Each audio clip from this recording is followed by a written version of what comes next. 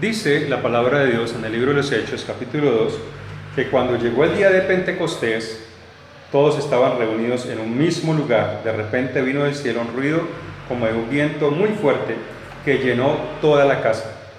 Vieron algo parecido a llamas de fuego que se separaron y se colocaron sobre cada uno de los que estaban allí.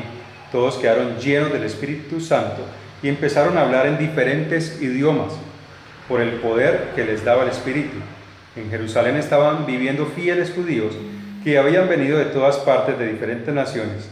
Al oír el ruido, dice allí, se reunió una multitud y estaban confundidos porque cada uno que los oía hablar en su propio idioma, y el poder de Dios, el Espíritu de Dios, empezó a obrar de una manera sorprendente. Entonces vemos que la iglesia primitiva era guiada por el Espíritu de Dios, era guiada por el poder de la Rúa o el Espíritu de Santidad.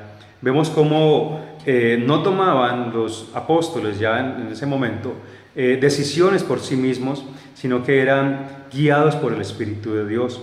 Vemos cómo Pedro resucita a Dorcas, una mujer fiel y que era muy piadosa de ese tiempo.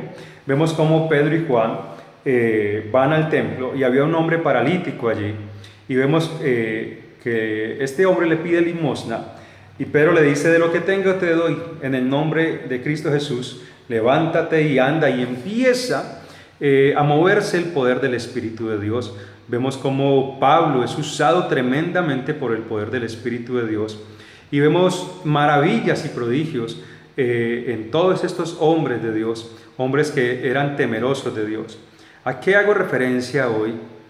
Hago referencia a que hoy en día se ve una iglesia que no es movida por el Espíritu Santo de Dios, sino una iglesia en general movida por pensamientos de hombre, por sus ideas, por sus propios proyectos, por sus propósitos, y no conforme al mandato y a la orden que el Espíritu de Dios está dando. Vemos una iglesia apagada espiritualmente, apagada en su oración. Vemos hoy en día una iglesia apagada en su forma de obrar. Vemos como en el tiempo de Jesús, cuando Jesús iba a ser entregado, reprendió a sus discípulos por no estar orando. ¿Por qué? Porque el adversario podía venir y simplemente eran tentados fácilmente a causa de la falta de la oración. Hoy en día estamos viendo una iglesia sin poder, una iglesia apagada espiritualmente, que solo se reúnen solo para pedir sus propios deseos, sus propias peticiones, sus propios intereses. Vemos como líderes religiosos buscan el favor político. Vemos hoy en día cómo los apóstoles que se dicen hoy ser apóstoles son gente sin poder, sin la guianza del Espíritu de Dios. Hoy vemos una iglesia tan apagada que ya no se le pide a Dios, sino que se le pide al concejal, se le pide al pastor que es diputado, al pastor que es senador, y vemos una iglesia totalmente desubicada del propósito para el cual Dios le ordenó la guianza de su Espíritu. El Espíritu de Dios se ha dejado de un lado, la presencia de Dios se ha dejado de un lado, y se ha venido un mover el cual no es el Espíritu Santo de Dios. Mi estimado amigo, mi estimado hermano que me está escuchando, vemos cómo la pandemia prácticamente reveló una iglesia apagada, una iglesia que solo ha sido movida por el favor del dinero. Y entonces, donde muchos decían: pero ¿cómo se cerró la iglesia? ¿Y ahora qué vamos a hacer? Simplemente por el hecho del dinero. Vemos cómo esta iglesia en general, como el cuerpo de Cristo, está apagada espiritualmente, donde ya no ora, donde difícilmente buscan de Dios. Una iglesia apagada totalmente, una iglesia que les da pereza orar, que le da pereza la presencia de Dios, donde el pastor o los pastores tienen que rogar a sus feligreses para que oren, para que ayunen, para que alaben a Dios. Si el pastor no hace, ellos no hacen. Una iglesia totalmente apagada, donde el enemigo, el adversario, está haciendo estragos, simplemente por temores, simplemente porque no quieren enfrentarse a una realidad. Una iglesia totalmente apagada estamos viendo hoy en día.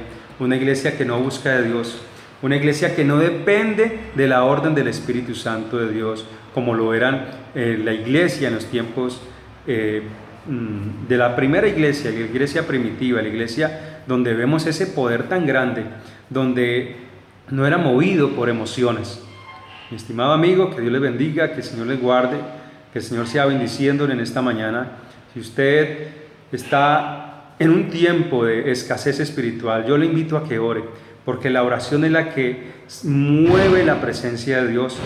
La oración no son los diezmos, no son las ofrendas, es la oración, es la intimidad con Dios, la que mueve su presencia, la que mueve su oración. Dice que Elías era un hombre común y corriente, tentado en todas las cosas, pero era un hombre de mucha oración, era un hombre que se movía guiado por el Espíritu de Dios, era un hombre poderoso en Dios. Aún Pedro cuando resucitó, cuando fue levantado este hombre paralítico que estaba en el templo por 40 años, dice: oh varones, no nos miren a nosotros no somos nada, es el Espíritu de Dios. Yo creo que ese libro debería llamarse no los Hechos de los Apóstoles, sino los Hechos del poder del Espíritu de Dios para orar. Hermano, Dios le está hablando a usted para que se meta en oración, para que lo busque con fervor, para que deje esa pereza espiritual de no estar orando, de no estar en la intimidad con Dios.